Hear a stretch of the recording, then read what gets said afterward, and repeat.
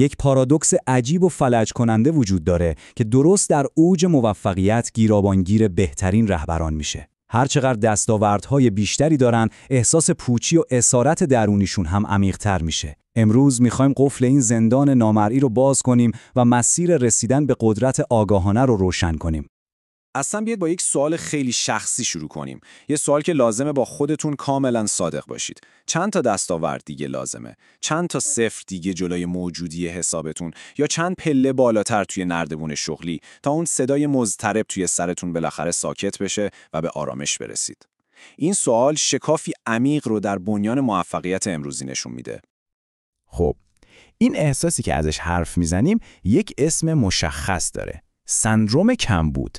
یعنی وضعیتی که توش موفقیت‌های بیرونی نه تنها آرامش نمیارن، بلکه مثل بنزین روی آتیش گرسنگی بیشتر خواستن رو شعله‌ورتر میکنن.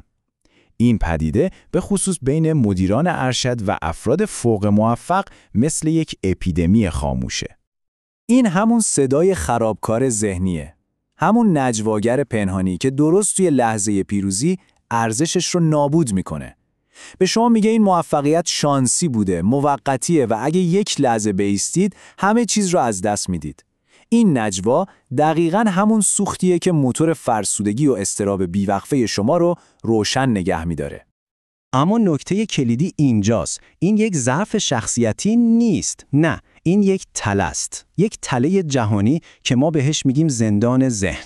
ساختاری فکری که ما رو قانع میکنه هویت ما چیزی نیست جز همین افکار، دستاوردها و نگرانی‌هامون. اگه بخوایم دقیق بگیم زندان ذهن یعنی چی؟ یعنی وضعیتی که توش ذهن شما از یک ابزار فوق‌العاده تبدیل میشه به یک ارباب خودکامه. توی این حالت شما دیگه از ذهنتون استفاده نمی کنید. این ذهن شماست که بیوقفه از شما استفاده میکنه و تمام انرژی حیاتیتون رو میبلعه. این زندان 3 تا نگهبان خیلی کارکشتم داره که احتمالاً خوب میشناسیدشون. قاضی بیرحم که بیوقفه در حال قضاوت شما و دیگرانه، کمالگرای وسواسی که هیچ وقت از هیچ نتیجه‌ای راضی نیست و مقایسه‌گر دائم که ارزش شما رو فقط و فقط در مقایسه با بقیه تعریف میکنه. این مقایسه تفاوت رو مثل روز روشن میکنه. وقتی ذهن یک خدمتکاره، یک ابزار تحلیلی بی‌نظیره. اما وقتی ارباب میشه، شما رو توی یک چرخه بی‌پایان از نوشخوار فکری و اضطراب گیر میندازه و قدرت تصمیم‌گیری متمرکز رو کاملاً از شما میگیره. خب، سوال اصلی دقیقاً همینه. اگه ما توی همچین زندانی اسیریم، پس راه فرار چیه؟ کلید این قفل کجاست؟ جواب جالبه که توی یک خارد 800 ساله پنهان شده. برای پیدا کردن این کلید باید سفری کنیم به 800 سال قبل، به داستان تحول مردی که خودش در اوج دانایی اسیر زندان ذهنش بود، مولانا جلال‌الدین رومی، تا اینکه یک ملاقات سرنوشت‌ساز همه چیز رو برای همیشه تغییر داد. فقط یک لحظه تصور کنید. مولانا بزرگترین عالم دوران خودش، محاصره شده با کتاب‌ها، شاگردها و بحث‌های بی‌پایان عقلی. اون در قله قدرت فکری بود، اما از آرامش و حضور واقعی تهی بود. هویتش کاملاً با دانشش گره خورده بود. و درست همینجا بود که شمس تبریزی مثل یک طوفان وارد صحنه شد و با یک حرکت تکان دهنده، یک حرکت به ظاهر دیوانه‌وار، تمام اون کتاب‌ها رو، یعنی تمام هویت و دانش مولانا رو ریخت توی حوض آب. این یک اقدام نمادین برای شکستن قفس عقل بود. واکنش مولانا خب قابل پیشبینی بود. خشم، وحشت، فریاد زد اینها تمام زندگی من بودن. این صدای ذهن اسیری بود که داشت غرق شدن تمام هویتش رو تماشا می‌کرد. اما بعد اتفاقی افتاد که منطق رو به چالش می‌کشید. شمس با آرامشی تمام دستش رو توی آب برد و کتاب‌ها رو کاملاً خشک بیرون آورد. همین لحظه معجزه آسا دیوارهای زندان ذهن مولانا رو برای همیشه فرو ریخت. و اینجا بود که شمس اون راز بزرگ رو برملا کرد. این کیفیت حال است. چیزی که کتاب‌های تو هیچ از آن خبر ندارند. او به قدرتی اشاره کرد که در کتاب‌ها پیدا نمیشه. قدرتی که از ورای فکر و تحلیل سرچشمه میگیره. این کیفیت حال دقیقاً همون کلید گم شده است. این یک حالت از بودنه، نه صرفاً فکر کردن. قدرتیه که وقتی هیاهوی ذهن ساکت میشه، از اعماق وجود شما طلوع میکنه و به شما شفافیت، شجاعت و آرامشی تزلزل ناپذیر هدیه میده. خیلی خوب. حالا چطور میتونیم این خرد باستانی رو بیاریم به دنیای پرشتاب رهبری امروز؟ چطور میشه از یک مدیر اسیر ذهن که دائما در حال واکنشه به یک مدیر ارشد آگاه تبدیل شد که با قدرت و حضور عمل میکنه؟ تفاوت این دو تفاوت بین اسارت و فرماندهیه.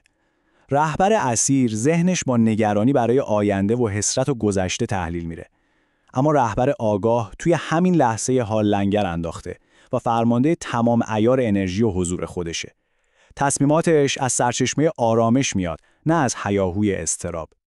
راه رسیدن به این تحول فعال کردن چیزیه که بهش میگیم شاهد ساکت. یعنی اون بخشی از آگاهی شما که فراتر از افکارتون قرار داره.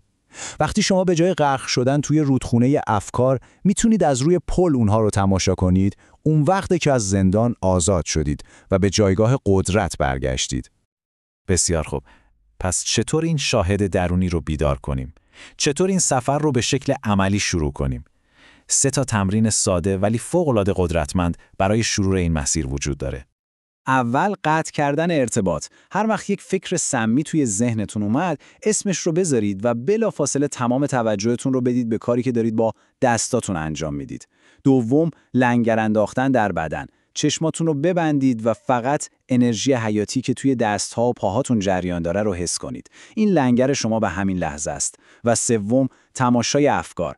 مثل یک گربه که سوراخ موش رو میپاده، ساکت بشینید و فقط ببینید که افکار چطور میان و میرن، بدون اینکه دنبالشون کنید یا قضاوتشون کنید. و در نهایت همونطور که خود مولانا بعد از این تحول بزرگ سرود، کلید نهایی همینه، افروختن آتشی از حضور و عشق که تمام این فکرها و عبارتهای اضافی رو میسوزونه و فضا رو برای تابیدن خرد واقعی باز میکنه. و حالا این سوال برای شماست. آیا واقعاً آماده اید که از این چرخه بیپایان افکار و واکنش‌های اجباری خلاص بشید؟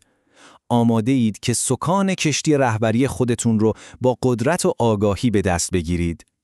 این انتخاب نقطه شروع همه چیزه.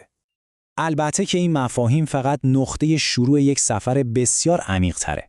برای اون دسته از رهبرانی که مصمم هستن این دانش رو به یک مهارت واقعی و پایدار تبدیل کنن، ما یک مسیر کاملا مشخص و فشرده طراحی کردیم. دوره بیداری خرد برای رهبری آگاهانه. این یک دعوت برای برداشتن گام بعدی در مسیر تحولتون. اگه حس می‌کنید برای این سفر آماده اید، تمام اطلاعات و نحوه ثبت نام از طریق لینکی که در بیو قرار داره در اختیار شماست. سفر شما برای تبدیل شدن به یک رهبر آگاه میتونه از همین امروز شروع بشه.